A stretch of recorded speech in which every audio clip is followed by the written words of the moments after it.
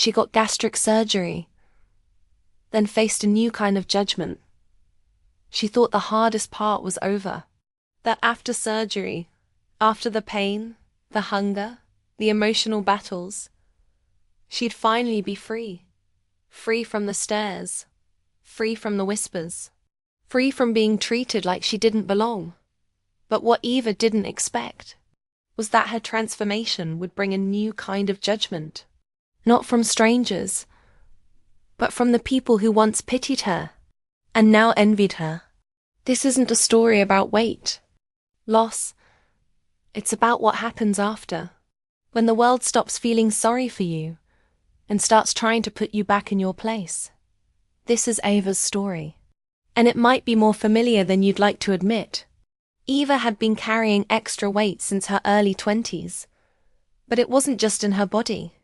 It was in her voice, her confidence, and her place in the world. On the outside, people saw a cheerful woman who cracked self-deprecating jokes and always offered to help. On the inside, she carried years of quiet shame. Every chair she hesitated to sit in, every menu she studied too long, every outfit she tried to make invisible. It added up, and the world rarely let her forget. People didn't always say it outright, that Eva could feel it. The sidelong glances, the unsolicited diet advice from co-workers, the way men would befriend her but never flirt, like she was the warm-up act to other women's spotlight. Even in professional settings, her ideas were often overlooked.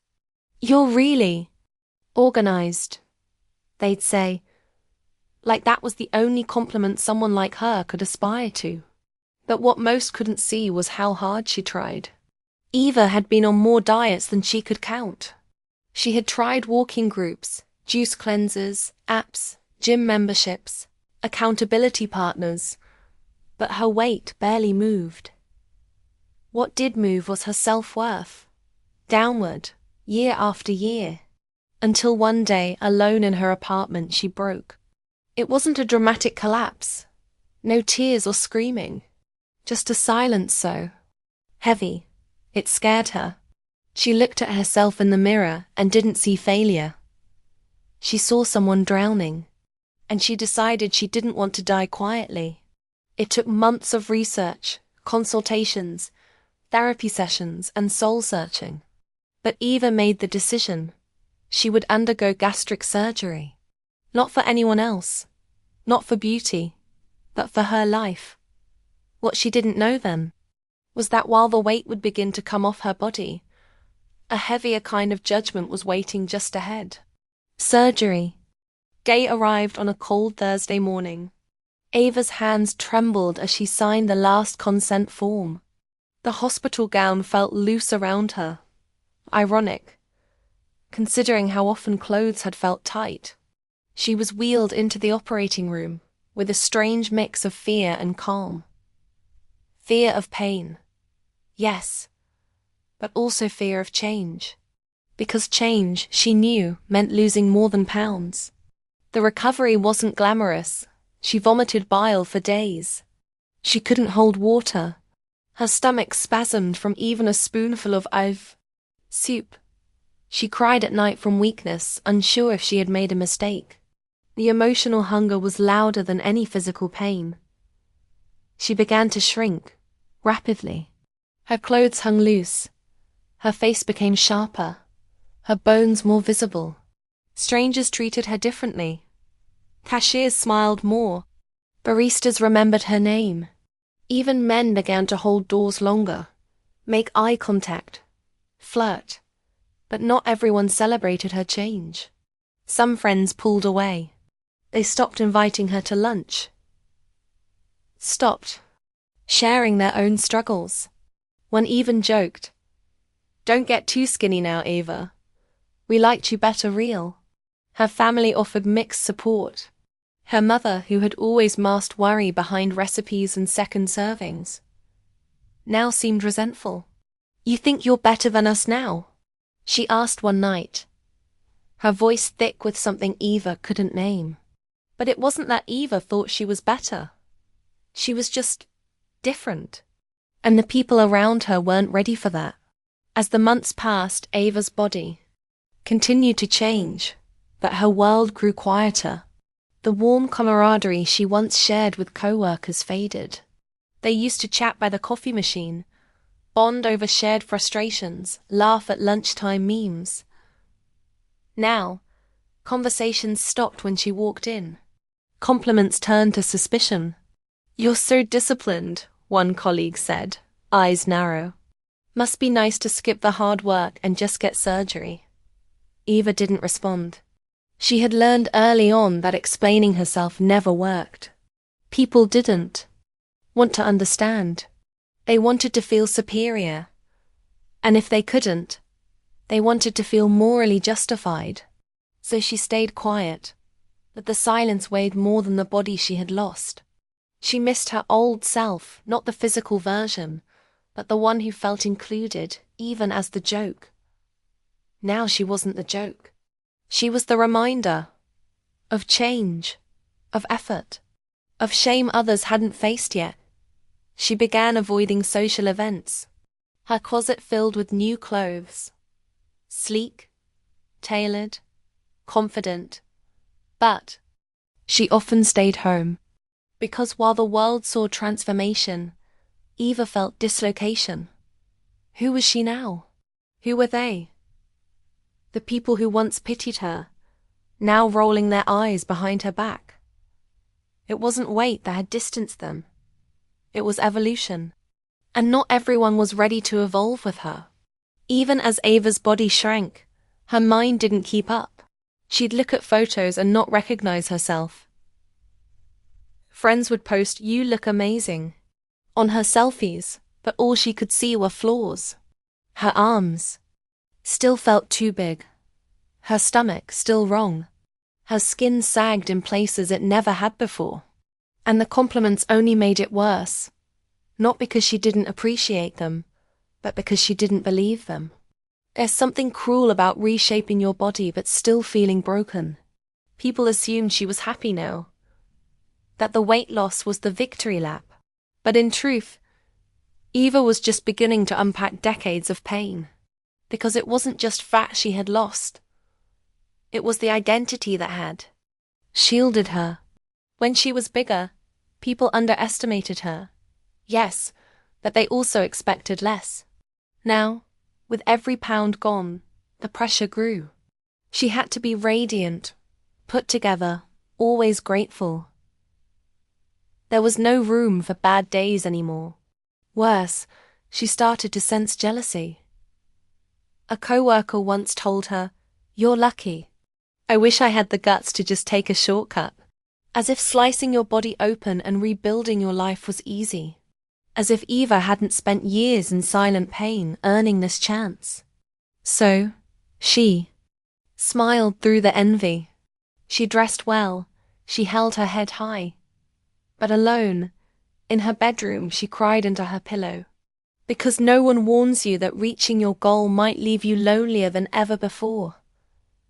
Eva was prepared for external judgment. What she wasn't ready for was how her own mind would turn against her. She became obsessed with numbers, calories, steps, pounds. She weighed herself daily, sometimes twice.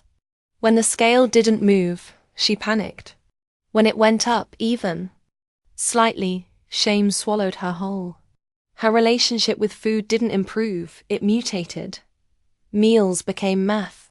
Hunger became guilt. A single bite of bread could ruin her day. She feared losing control more than she had ever feared being overweight. Therapy helped, but slowly. She began to understand that her worth couldn't be measured in grams. Still, her inner critic was relentless. And the world outside kept reinforcing it. Some people treated her success like betrayal. "You used to be more relatable," one friend said during brunch. "Now you're just like those fitness influencers." Eva didn't feel like an influencer. She felt like someone trying not to fall apart in public. But perhaps the worst moment came at a family gathering. An aunt, watching her pass on dessert, said, "You're not fun anymore." That's when Eva realized. The world missed her when she was struggling. Not because they cared, but because it made them feel better about their own inaction. Her pain had been convenient, her growth disruptive. Eva knew she couldn't go back, not physically, not emotionally, but she also knew she couldn't keep living in this emotional limbo. Something had to change, so she made a radical choice: to stop chasing validation. She stopped explaining her surgery, stopped defending her process, stopped shrinking to make others comfortable. She dove deeper into therapy. She started journaling again, not about food or fitness, but about identity, grief, and forgiveness. She forgave herself for the years lost in shame. She forgave her past self for coping the only way she knew how. And she began reconnecting with people who saw her beyond appearance. Some old friends, now more mature, reached out with genuine curiosity. New friends came into her life. Women who had also been through bariatric surgery or similar life shifts. With them, Eva could be honest, vulnerable, real. Most importantly, she reconnected with herself.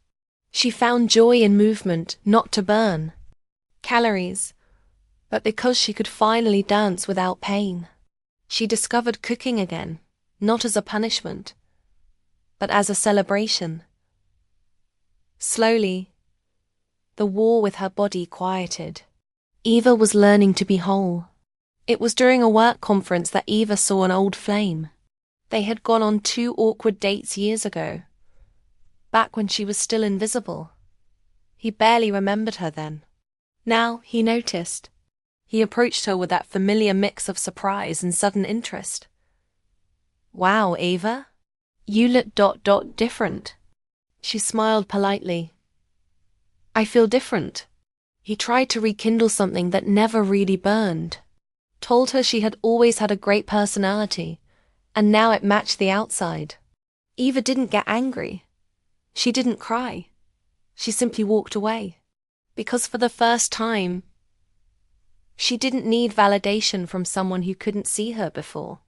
That night, in her hotel room, she opened her journal and wrote one line: "I am no longer waiting to be chosen." And she meant it. With time, Eva began to rebuild. Her professional life too. She applied for a leadership position she would have once hesitated to try for. She walked into interviews not trying to prove herself, but to connect, to offer, to lead. She got the job, and with it came new respect, but also fresh microaggressions. "She's gotten really ambitious since the surgery," one man whispered to a colleague.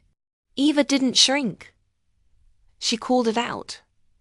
With clarity, with dignity. Not with vengeance, but with boundaries. Her voice grew louder, but steadier, not performative, just real, and people listened. Because there's something magnetic about someone who no longer fears rejection. Eva wasn't just transforming her body or her life. She was reshaping the space around her, refusing to apologize for taking up room. One quiet morning, Eva stood in front of a mirror. Not to criticize, not to adjust, but to see. Truly see. She placed her hand on her stomach. The one that had been cut, stitched, healed. The one that had carried her shame. And her strength. She ran her fingers along the scars. They weren't ugly. They were hers. She smiled. Not out of vanity, but because she recognized herself. Finally, not as before, not as after, but as now. She didn't need everyone to approve. She didn't need everyone to understand. She just needed to own her story. And she did. Eva never became an influencer. She didn't start a weight loss blog or post gym selfies. But she did start speaking, in small circles, in private groups, to women who felt broken. She told her story. Fully. Not the before and after version. The middle. The grief. The loss of community. The guilt of success. The new loneliness. And the slow, steady return to herself. And people listened. Because her story wasn't polished. It was real. Redemption didn't come from weight loss. It came from honesty. From choosing herself. Again and again. Today, Ava lives without apology. She eats without fear. She leads with confidence. And when people ask her what changed her life, she doesn't say surgery. She says, I stopped believing I had to earn my worth. And just like that, she was free.